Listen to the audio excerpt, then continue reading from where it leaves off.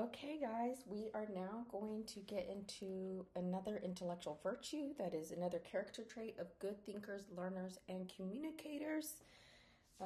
Again, what I like to do in my philosophy classes, especially the first unit or at the beginning of the semester, is to introduce you to stuff that has been developed by philosophers, including the concepts that we are going over now, so that you can start applying some of what the discipline has to offer to your other courses and even your life in general. So let's take another look at another concept that falls under the broader concept of intellectual virtue.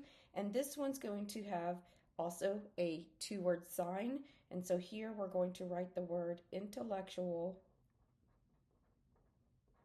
courage. Okay, remember, you don't want to go past certain spaces. Location, formatting of information is very important. Okay, so the definition that we'll be working with is that intellectual courage is the disposition and ability to face and express ideas or thinking perceived as threatening,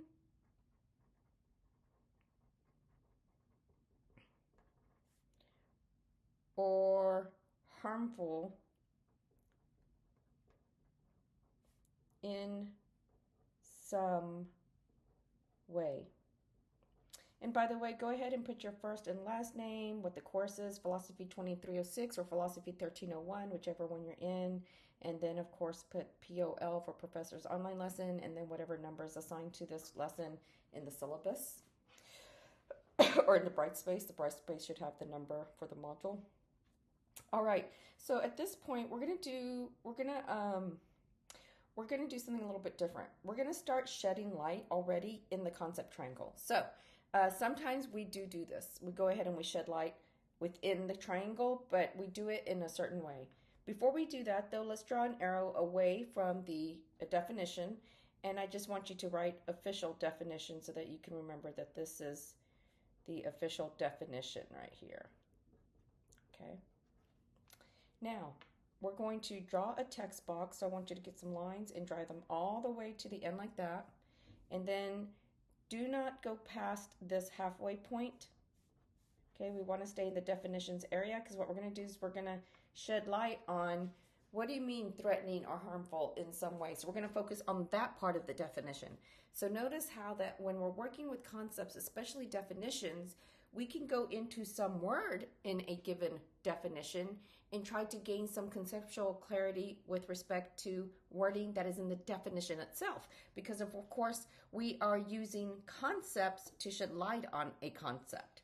All right, so let's go ahead and write some examples of what it might be, not examples, yeah, I guess some ways. Okay, when we say in some ways in which one might feel threatened or feel like there's a potential harm or threat, or one actually feels or senses a threat or harm when it comes to the ideas or thinkings of others. Maybe one is worried about one's psychology, so one might feel a threat or some kind of harm with respect to, we're going to put W, this means with respect to one's, we could even put mental health. That's supposed to say health. Health. You can say psychology. Okay. With respect to one's identity / values.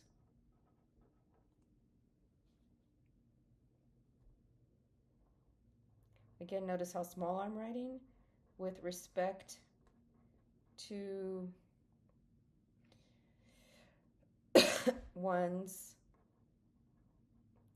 sacred or ultimate or fundamental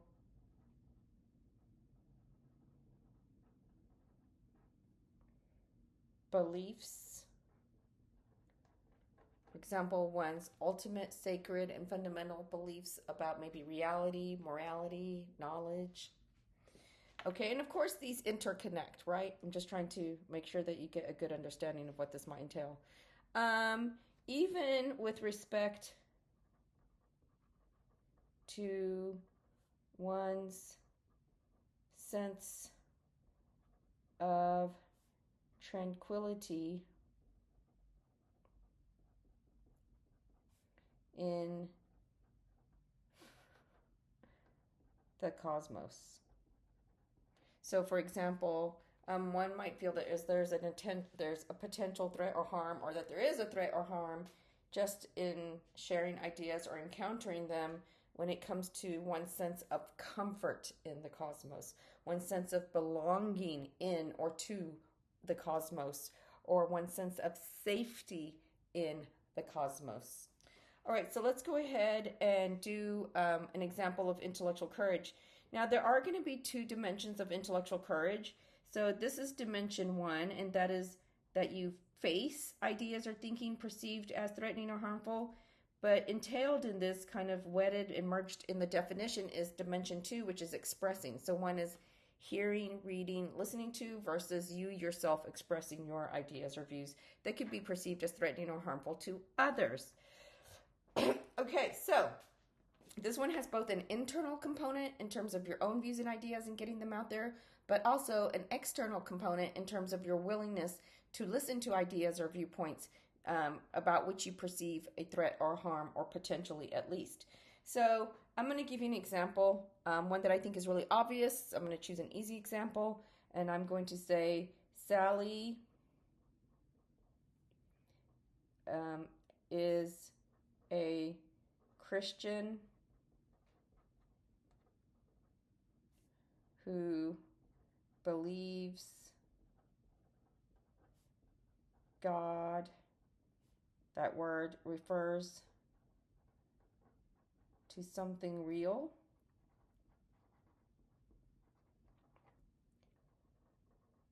And so she becomes worried that her belief will be challenged in her philosophy class.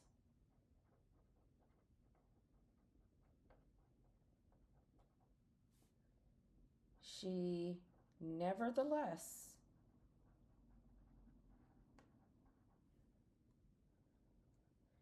does all of the lessons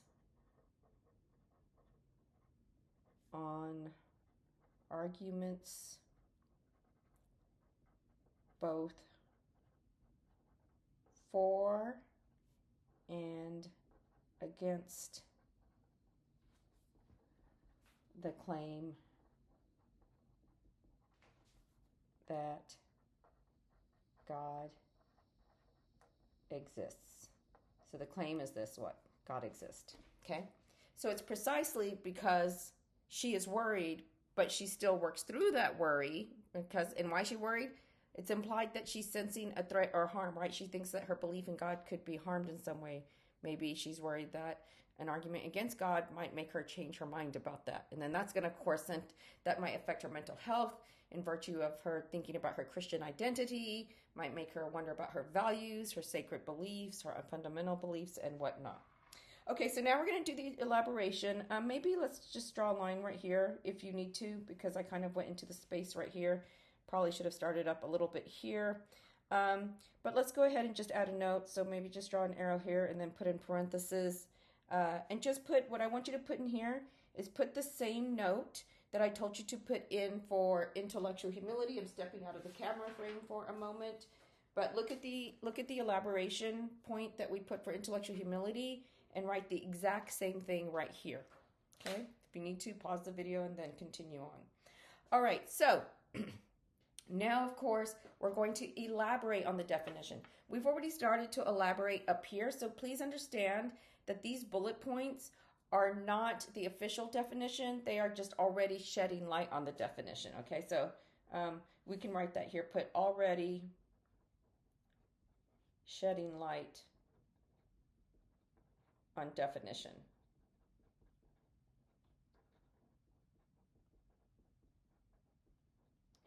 So I'm going to keep moving because you can pause the video as much as you need.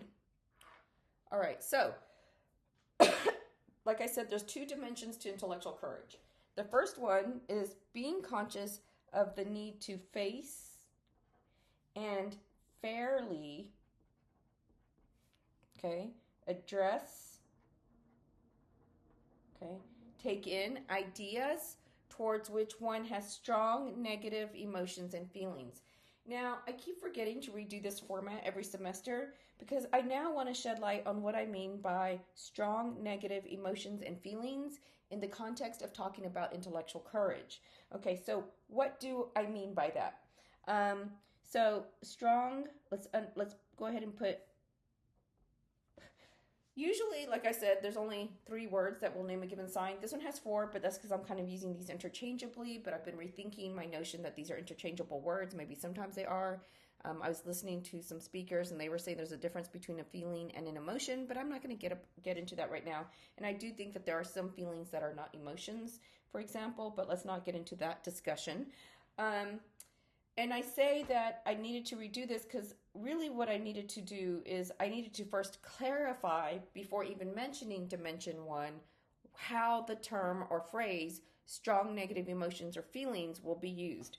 So we're going to write a note about that. But first, let's just go ahead and clarify. So when I'm talking about strong negative emotions and feelings about ideas or thinkings or points of view that we might feel or might perceive a potential threat or harm, I am talking about these kinds of mental states or sensations or awarenesses. So one is that one could feel anxiety about a point of view, right? Thinking, ideas of someone else. So this one is obviously external focused to the extent that it's about somebody else's ideas and point of view and you taking them in. You're even being willing to listen or read about them. So maybe you feel anxious.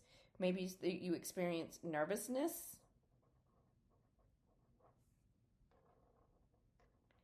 fear. You might say that you feel fear. Let's just put this right here. Scared, insecurity,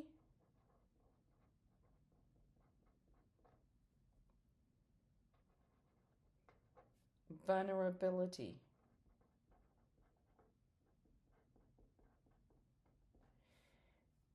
And as I said, let's do another text box right here. Really, we don't need it all the way over here. I want you to know that everything that we're saying over here applies to both D1 and D2. That is in terms of how we're using the phrase strong negative emotions or feelings, okay?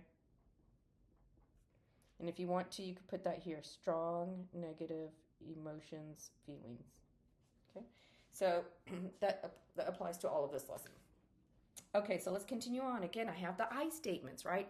Be thinking about the extent to which maybe you have some ultimate, fundamental, or sacred beliefs that you might feel could be threatened or harmed in some way, or you as a person could be harmed in some way upon listening to ideas or viewpoints or logics that might call some of your ultimate beliefs into question or challenge them or expose you to things that you just hadn't considered. So I listen to and read about ideas towards which I have strong negative feelings / emotions. Okay. Notice it says listening or reading, right? So that which we can take in through the ears or through the eyes. I listen to and or read about ideas that question,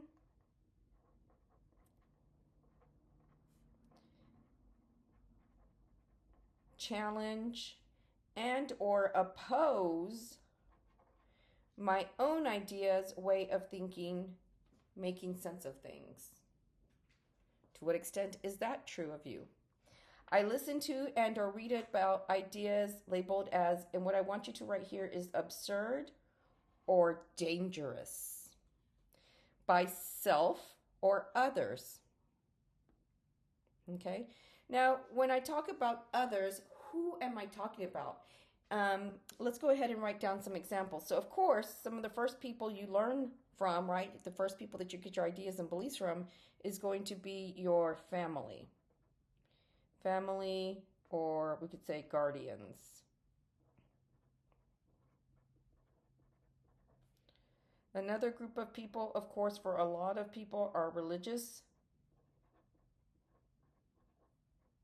leaders / text sources.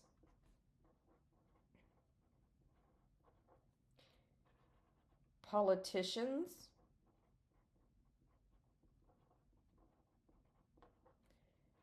And then even educators.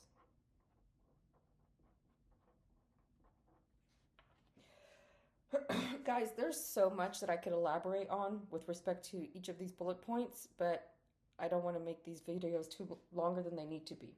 All right. Dimension 2, being conscious of the need. Okay, so here's the second dimension, all right? This dimension has to do with you expressing your ideas, even if you feel nervous or anxious or insecure about doing so. And we'll probably talk about why that might be the case in class. We can have a little discussion about that. So start thinking about that. In fact, start thinking about, why might a student be hesitant to contribute to group work? Why might a student be hesitant to partake in a class discussion? Things of that nature. Okay, so being conscious of dimension 2 of intellectual courage is being conscious of the need to share one's own ideas / thinking, right? Even if those ideas are in the minority or question an established way of thinking, okay? Now, what's really important, I mean, this is all important, but please understand that somebody doing this is not enough to say they have intellectual courage. Somebody doing even dimension 1, just listening to and reading ideas, is not enough to say you have intellectual courage. There has to be something else that is the case, and that has to be that there are these negative feelings, but I will iterate that in class along with some other information.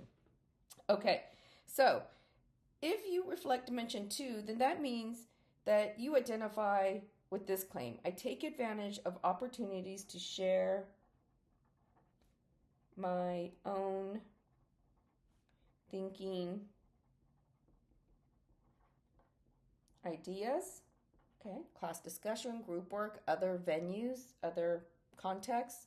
And I really wish I'd move this up. There's a lot I need to reformat in here. Might redo this video for future installation of this module. But I work through any, and what I want you to write here is negative feelings. And remember how we're using the word negative feelings and emotions. We've already clarified that. Okay? When presented with such opportunities,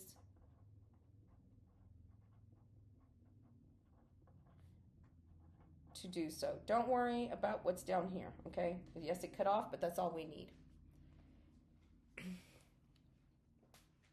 Okay, so I'm going to make some other points of iteration at another time. I feel like this video is long enough, so we're going to call it a day. We're going to call it quits with this video.